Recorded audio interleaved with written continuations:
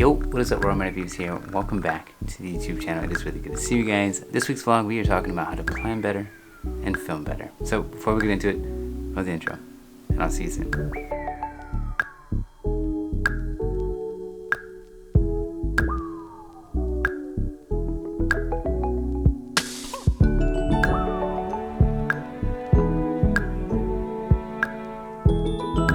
So, like I said, this week's vlog, I want to talk exclusively about the brand new project that I have just recently started filming, and it's called Eclipse Chaser. It is another thesis level class at USC.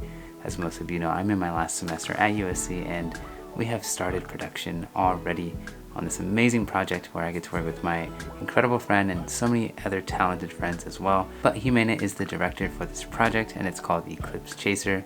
It's a beautiful, beautiful story about a father and a daughter's relationship and how that changes and evolves as they both grow older. So in order to plan better and film better, it all starts off on the location scout.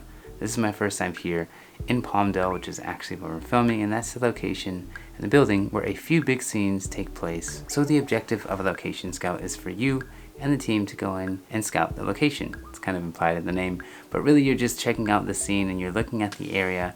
You want to make sure that you're going to pick the right places to film. So that's what we're all doing here. We're just checking out the entire location and trying to make sure that we can all agree on the right place for the scene to happen. Now, most of the time people take photos and videos of the location, which is what you're seeing right here, but me and probably so many other cinematographers will scan the entire location in 3D, and then once you scan it in 3D, you have this incredible print of the location that you can view anywhere at any time when you're not at the location. Now, again, for us and for probably most of you, location scouts can be a hassle to get to the location, so it's best that you take photos, videos, and also 3D scans so that you can go back and look at the location. Now, for me, once the location scout is done, I bring that 3D scan and all the photos that we have just now taken, and I bring it into Cinema 4D, which is a 3D program of choice that I use to recreate the entire location in 3D. Now, once I'm able to do that, this is where me and the director, get a chance to expand on the storyboards that the director has created. Now, as you can see, these are some of the storyboards that my director has made, and once we get our storyboards going, I love to recreate each storyboard in 3D, and this is what it looks like.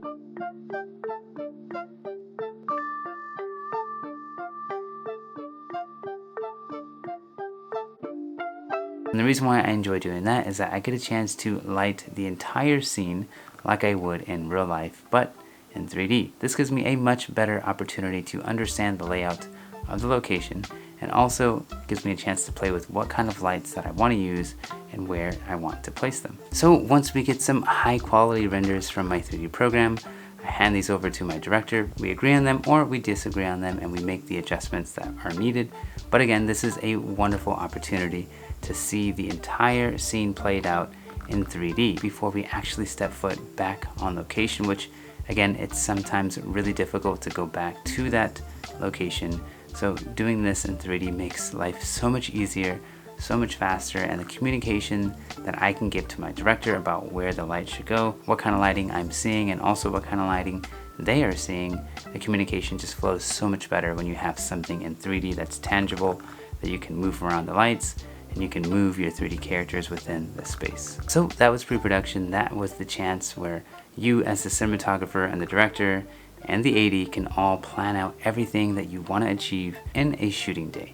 Now that we have created the plan, I have created the lighting and the blocking that we are all in agreement on, we can finally move on to production. Now that we are finally here, what does it look like? How do we take that 3D image that we have created from the storyboards, from the location scout, and bring it to life? Well, here it is. This is one of the shot examples, and this is how it all kind of came together. I was able to execute my plan that I had with my team, my lighting team, and my grip team. So without them, we wouldn't have this image. There's no way that I can work alone, so having a team is incredible, where I can actually communicate what I'm looking for so that they can go in and execute. So again, the theme of this video is planning better and filming better, and this is the entire process of how I approach any and every single filming situation that I am fortunate to be in. So if you enjoyed this week's video, you know what to do. Go ahead and do a super jump on that like button down below, and also get subscribed to the YouTube channel, because every single Wednesday is a brand new vlog.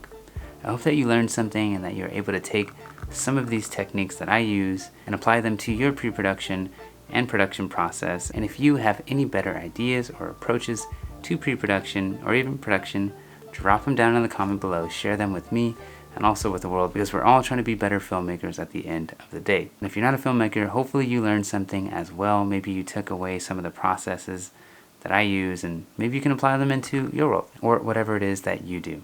I'm Matt Habib, cinematographer / student, and we'll see you all in 7 days. Bye now. Oh, I'm tired and I don't want to edit. Oh, let me how this looked. I hope that this glare wasn't too crazy. I was trying to look down so that it wasn't, so if it felt weird, because I was trying to dodge this. I'm sorry, future me, if I couldn't dodge it. Okay, I'll see you later. I know you feel the tension. Just let me in your head so I can be there for you, there for you. The night is young, won't you sing for me? Won't you sing for me till we fall asleep? The night is young, won't you sing for me?